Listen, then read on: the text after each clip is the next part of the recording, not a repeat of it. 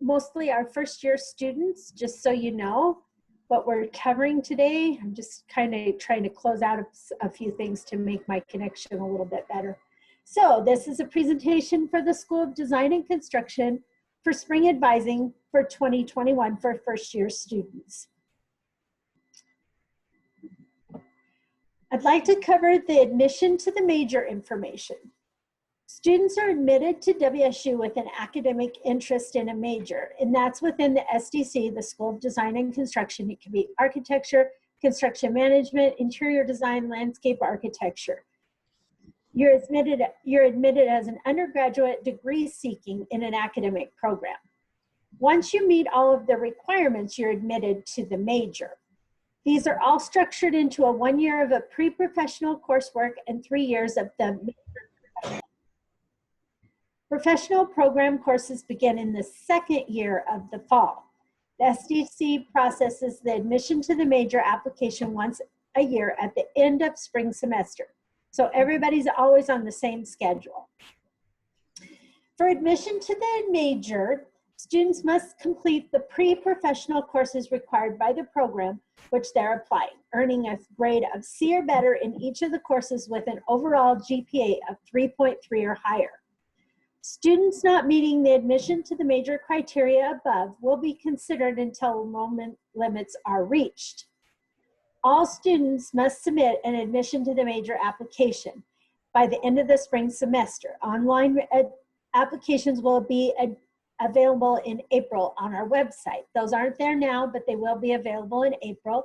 And usually you'll talk to Julie and I about this when you do your spring advising meeting, which we usually start doing into February, March, April, and then. To be considered for one of the design majors, architecture, interior design, or landscape, you must complete the following courses with a C or better, an overall GPA of 3.3 or higher. So these courses are all required. The COM 102, English 101, one of the Fine Arts 101, 201, or 202, History 105, Psych 105, or Social 101, then the 3 SDC classes, SDC 100, SDC 120, and SDC 140. Most of you are probably in 100 or in 120 and possibly 140 right now, or 100. You'll be in 140 next semester. To be considered into construction management, you must complete the following courses with a C or better and an overall GPA of 3.3. Some of the same classes, COM 102, English, SDC 100, History 105, Econ 101 and 102, a humanities or a diversity, SOE 101, which is a geology class, then Math 101 or 171, which is your calculus, and also your construction management 102. Completion of the pre-professional coursework does not guarantee acceptance into the professional program due to enrollment limits. You're encouraged to work with your advisor, myself or Julie, to identify alternative majors should you not be admitted into your primary choice of major. Typical enrollment limits for the second year into architecture are 45 students, CM 50, interior design is 30, and LA is 25, landscape architecture.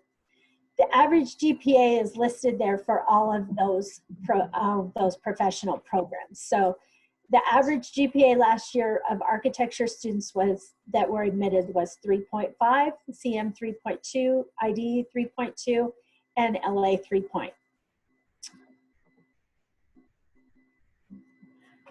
The 4-year plans can be found on our website, and I suggest you look at the 4-year plan and know your 4-year plan.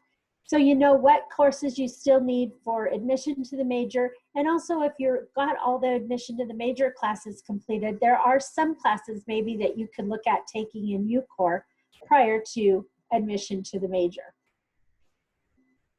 And these can all be found on our website, sdc.wsu.edu. I'm going to talk a little bit about how to navigate the student homepage in your myWSU. I think you need to be checking in on your myWSU once a week to make sure that there are no surprises there. You need to know if you have any holds in your record, if you have financial issues with financial aid, or if there's something been charged to your account, you need to know where to look and how to figure these things out. myWSU is the primary record for your time here at WSU. And tomorrow is a big day because you get to all look at your midterm grades. Did everyone know midterm grades come out tomorrow? Those can be found under your academic records tab. You'll click on academic records, then there's a link on the left-hand side that says view grades. Another tile that you'll be looking at in the near future is your manage classes tile. You'll find your enrollment dates there, the class search and enroll, your shopping cart, lots of things. In the very middle is your tasks tile. Here you will have to do things such as holds. If you have a hold, it can possibly prevent you from enrolling in spring term. So you're going to want to be looking at all of those things. And another tile that I find very important because I'm an academic advisor is your academic advising tile. Imagine me thinking that's important. Under your academic advising tile, you'll find your academic progress report. Here's the steps to get there: academic advising, academic progress. And then I suggest you review the report as a PDF, and you must allow pop-ups to do this. I'm going to show you an example of how to get there. Just as I just said, the academic advising tile, then you'll want to check the academic progress.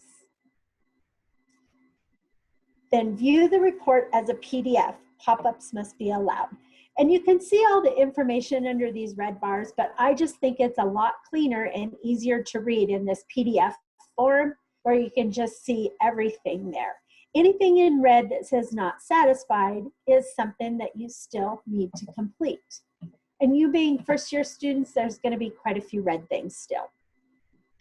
Enrollment dates. Enrollment dates will be set in myWSU next week. Not sure if that will be Monday, Tuesday, Wednesday, but sometime next week, you'll see your enrollment date. You'll go to your Manage Classes tile and click on Enrollment Date, and it will give you the day and time. It's very important to note not only the day, but the time, because if your enrollment date is November 13th at 10 o'clock, you're not going to be able to enroll on November 13th at 9 o'clock. You have to wait for the time. This is also where you will search your classes and start to adding classes to your shopping cart. Of course, class search and enroll, you probably all remember doing that during your live session. You'll get really familiar with this before the end of your career here at WSU. It's important to make sure you pick the correct term before you begin to search for your classes. I like to have the schedule of classes open in one tab and the class search and enroll in myWSU in another. The schedule of classes just is a tool you can use, and it lists out your courses in a different manner.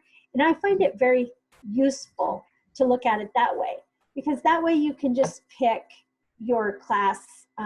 You can look at it, that was there. You can add it either by class ID, your schedule line number, or search by the class name. It just gives you a lot of different options if you have that information there, and it's easy to see the class notes. On the class notes, you would be able to see what kind of instruction mode they're going to have. If it's going to be totally distance delivery, web arranged, synchronous versus asynchronous. The date and time are required for all courses that are listed that are going to be synchronous. And also the ability to see if the classes are offered face-to-face. There will be hopefully some face-to-face classes in the spring.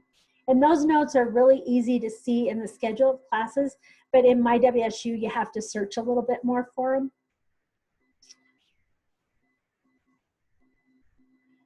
Once you select the course, you can bring up all the information on the course. That's where you would see the notes and prereqs and things like that. Make sure that it is a Pullman campus class. Even though you're doing online or remote classes through Pullman, you do have to pick a Pullman-based course if you're a Pullman-based student. You can click on the black anywhere that's black to bring up that information on that class. Once you look at the class and you decide to choose it, you would hit next, review the class section and hit next. And then if you want to get on a wait list to say the class is full, make sure that you choose yes for wait list and then hit accept. Then you will enroll or add it to the shopping cart. You can add to your shopping cart before your enrollment date, but you cannot enroll until your enrollment date hits. I suggest having everything in your shopping cart and ready to go, because then you can actually click next and do what we call and submit it if you're enrolling. And then you have the ability to, when the classes are all added to your shopping cart, you have what you can do. You can do what we call validate the shopping cart. There's the little validate button right there. When you validate your shopping cart, it will let you know if there's issues. For instance, if you have a class that has a prerequisite that you have not met, it will let you know.